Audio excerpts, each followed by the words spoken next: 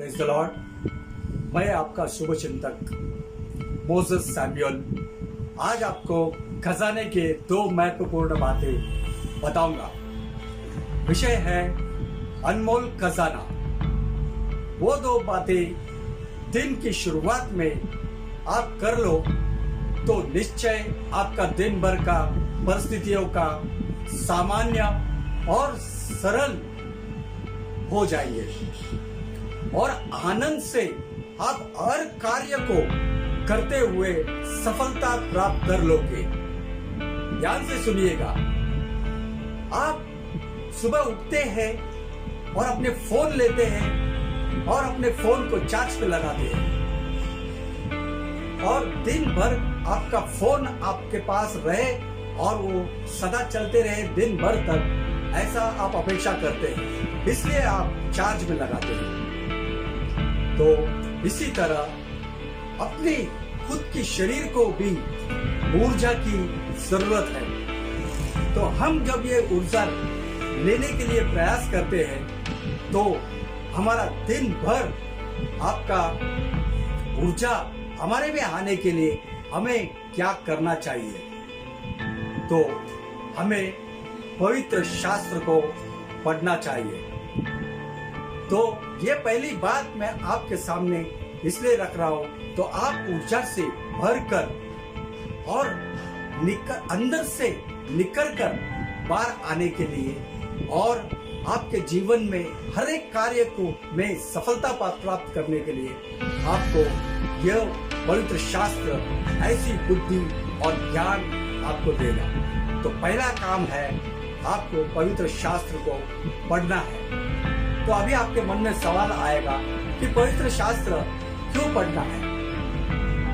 पवित्र शास्त्र इसलिए पढ़ना है कि पवित्र शास्त्र में हम देखेंगे दूसरा तिमुथियुस उसका 3 अध्याय और 16 पद में यह लिखा है कि हर पवित्र शास्त्र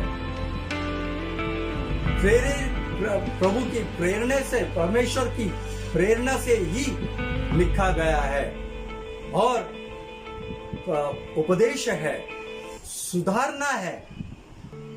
ऐसे बातें हमें 5 लिखा गया है और इन सारे बातों को हमें निभाना है।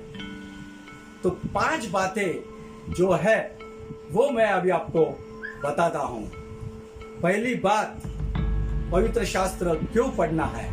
पवित्र शास्त्र इसलिए पढ़ना है, पवित्र शास्त्र में पहली बात है परमेश्वर की प्रेरणा से वो रचा गया है, इसलिए हमें पवित्र शास्त्र पढ़ना है। दूसरी बात, पवित्र शास्त्र इसलिए पढ़ना है कि परमेश्वर का उपदेश उसमें है।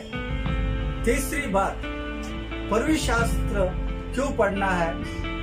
उसमें हमारे सुधारने का मार्ग बताया गया है। चौथी बात, पवित्र शास्त्र में शिक्षा है और उस शिक्षा को हमें समझना है और वो शिक्षा हमें प्राप्त करना है। तो अच्छे बुरे का शिक्षा हमें समझाया जाएगा।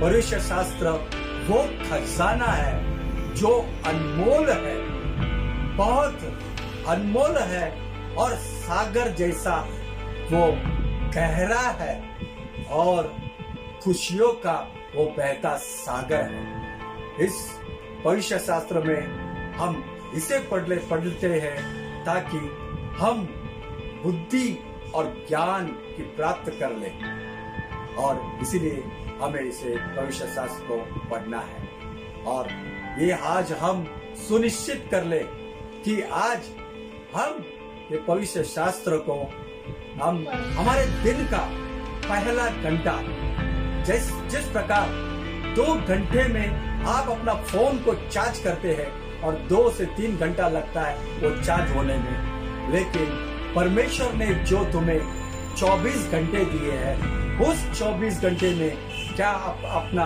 1 घंटा नहीं दे सकते? आप जरूर दे सकते हैं।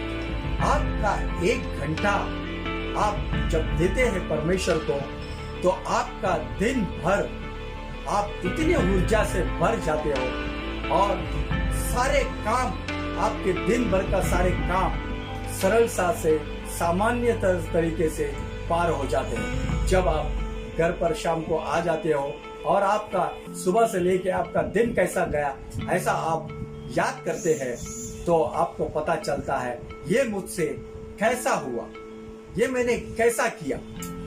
तो प्यारे साथियों, मैं आपको बताना चाहता हूं कि आपने सुबह का जो दिन का शुरुआत का जो पहला घंटा आपने पवित्र शास्त्र में जो बिताया है, उस पवित्र शास्त्र के वजह से, बिताने के वजह से आपको आपका दिन भर का काम आपने किस प्रकार पूरा किया और ये ऊर्जा आपको कहां से मिली, ये आपको पता चल जाएगा।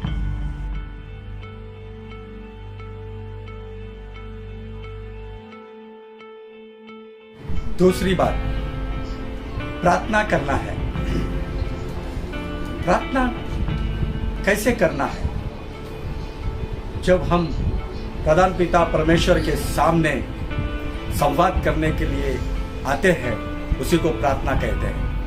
और प्रार्थना करते समय हम प्रधान पिता परमेश्वर के सामने घुटने पे आकर हाथ जोड़कर उसे विनती करना है, होता है प्रार्थना। तो दिन की शुरुआत से जब आप प्रार्थना करते हो तो किस किस के लिए प्रार्थना करना है? अपने परिवार के हर एक सदस्य के लिए प्रार्थना करना है। और प्रार्थना इसलिए करना है कि जब हम दिन में बाहर निकलते हैं तो हम जो काम करते हैं सब कामों में आशीष मिले, और हर एक काम करने के टाइम में प्रभु हमारे हाथ पकड़कर हमें चलाता है, इसलिए हमें प्रार्थना करना है।